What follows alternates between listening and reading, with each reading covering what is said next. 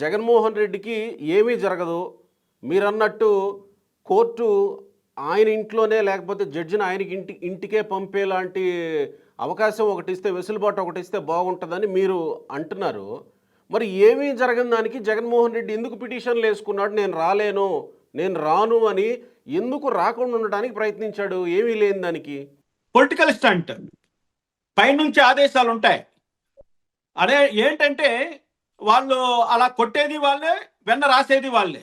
కాబట్టి పైనుంచి వచ్చిన ఆదేశాల ప్రకారము ముద్దాయిలు నడుచుకుంటారు, ప్రాసిక్యూషన్ నడుచుకుంటుంది, న్యాయమూర్తులు నడుచుకుంటారు.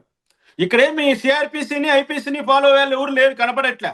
వాస్తవానికి నేను ఒక జడ్జిగా చెప్తున్నా, 10:30కు నా కోర్టులో ఉండాలి ముద్దాయిలందరూ. జగన్మోహన్ రెడ్డి ఏ టయానికి వస్తాడో అప్పుడే కేసు టేకప్ చేసినటువంటి ఆ న్యాయమూర్తికి శతకోటి వందనాలు పెడుతున్నాను నేను. శతకోటి వందనాలు మహానుభావ. నీలాంటి న్యాయమూర్తుల కారణంగా న్యాయము 4 పాదాల మధ్య నడుస్తోంది. ఈ దేశము సుభిక్షితంగా ఉంటుంది. ఉండండి.